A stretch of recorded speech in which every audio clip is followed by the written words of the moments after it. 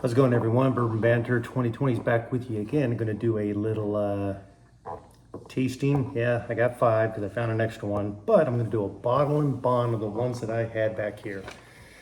And just to give you a little history on this, the Bottle Bond Act of March 3rd, 1897, basically what it is, it's the whiskey is a product of one distillation season. There's 2 seasons. One distiller at a single distillery, aged in a federally bonded warehouse under the U.S. government supervision for at least 4 years. Don't know how well the government does that now, but they still do it, I guess. And bottled at 100 proof. It was the date on that was March 3rd, 1897, and it didn't really take an effect till March 3rd, 1901, because you got to be in the warehouse for at least 4 years. So the bottles didn't come out until 1901. I found 4. Well, I found 4 and then looked around a little further and found a 5th one. The first one in this flight, they're all mixed up, is going to be the E.H. Taylor Small Batch Bottle and Bond. And that's a 7 to 8 year. It's the mash bill 1, which is the lower rye mash bill. And it's supposed to be warehoused in warehouse C, but who knows. Second one is going to be the Henry McKenna 10 year, which was the 2018 San Francisco World Spirits at the World Spirit Competition Best Single Barrel Bourbon. Guess it won something. And this is barrel number 10954, and it was barreled on 6/15/2011. And the mash bill on this, and go back to the E.H. Taylor Buffalo Trace, it's kind of classified, but it just mash bill 1. This mash bill is 75% corn, 13 rye, 12 malted barley. The next one I have is in the same family, or the distillers, Heaven Hill. Heaven Hill does the McKenna. Heaven Hill's Bottle and Bond. It says here 7 years. Pretty simple. 78 corn, 12 malted barley, and 10% rye. The next bottle and bond that I have is the George Dickel 13 year. 84 corn, 8 rye, 8 malted barley. And the one kind of dated after the Bottle and Bond Act is the Old Forester Bottle and Bond. It's 1897. And there's no age statement on that, so it's going to be at least 4 years old. And it's 72 corn, 18 rye, and 10 malted barley.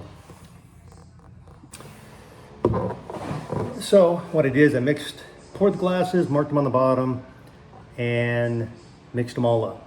And I'm going to see which ones I like better. But knowing, at least with the Dickel product, I haven't tasted the Heaven Hill 7 year, and it's been a while since I'd done the Henry McKenna 10 year. So it's still going to be new to me. E.H. Taylor I had the last show, and I drank quite a bit of it, making big pours. These are a little bit smaller so I can make it through. And it's been a while since I've had the Old Forester 1897. But the Dickel I've had a while back, but knowing Dickel, they have that specific, what I call is the Flintstone taste to it. So let's get started here.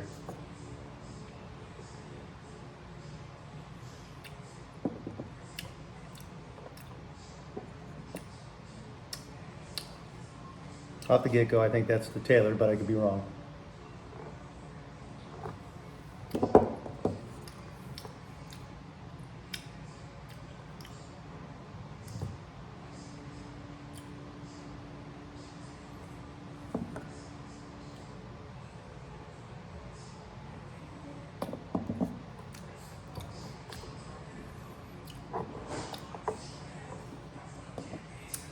And while I'm sipping this, and the reason why they did the Bottle and Bond Act is because people are probably getting sick, dying from people adding their own additives and things like that into these bottles, selling it, like the snake oil salesman and they would just destroy whiskey, but yet they make money off it. So that's why it was enacted, and rumor has it that old E.H. Taylor, better known as Edmund Hayes Taylor, was one of the big proponents and really pushed that Bottle and Bond Act in 1897. A little history.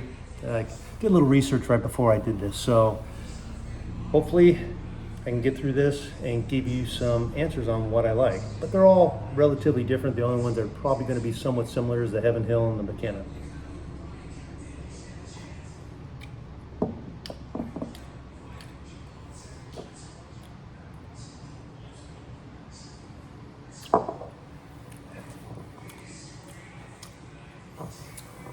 All right.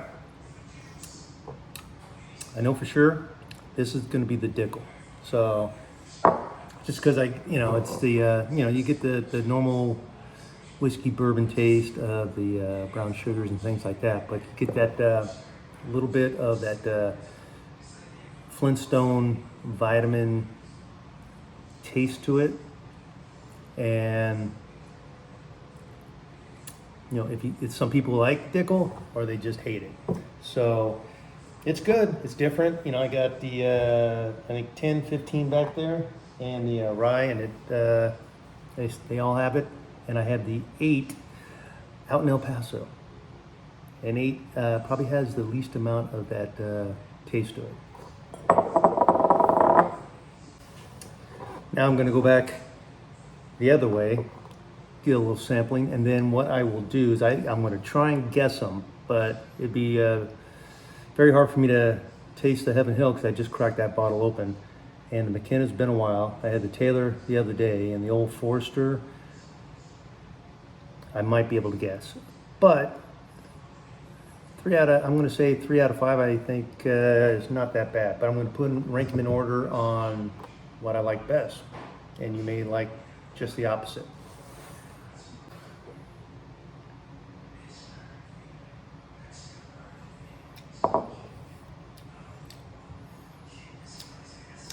%, this one's Dickel.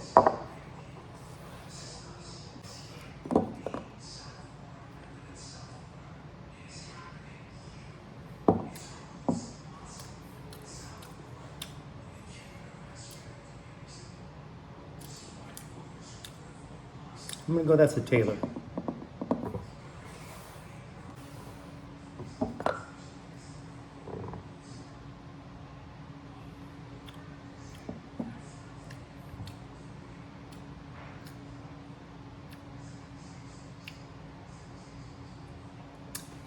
Not sure.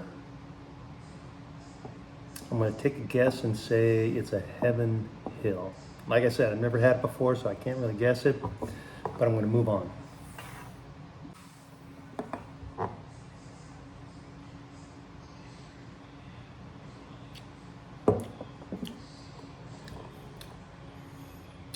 I'm going to go Old Forester. Some people taste it, some people don't. I got that banana, a little bit of that banana taste to it, along with the caramel, a little bit of the brown sugar there, but I get that little hint of that banana taste. And I think I'm on the last one here on the way back.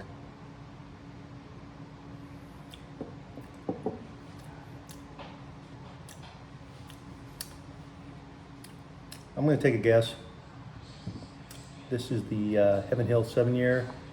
I called this one earlier as a Heaven Hill 7-year. I'm going to call this McKenna. So I'm going to go Dickel, Taylor, McKenna,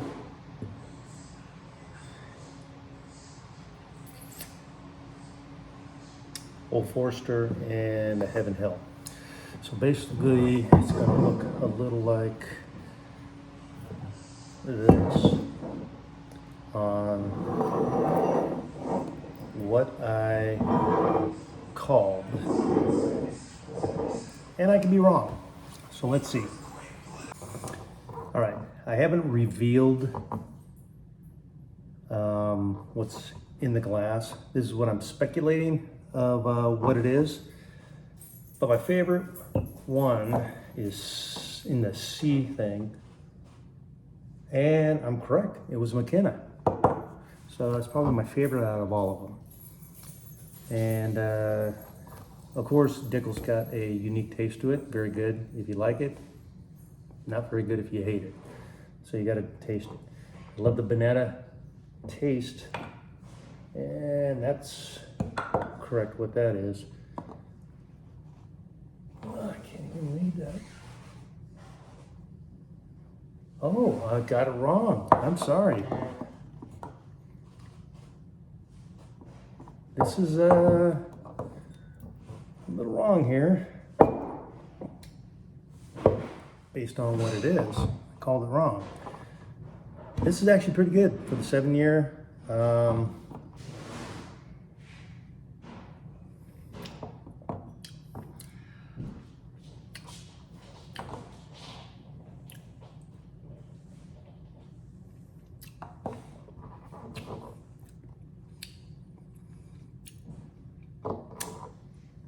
Well,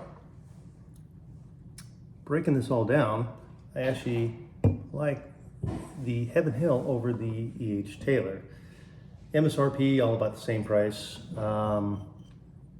Good luck trying to find this for MSRP, what, 50, 54, 55 bucks. This you could probably get $35 to $50-ish, and still, no problem, you can find this out there. But, like I said, number one was this. So they're all different flavors, different tastes. I got 3 right, 2 wrong. So, overall ranking that I gave, I'm gonna go 1, 2, 3, 4 for the uniqueness, and 5. But this did pretty good in the other blind that I did the other day. If you like, subscribe, and share.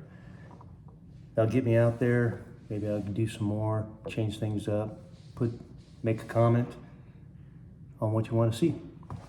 All right, signing off. Talk to you later.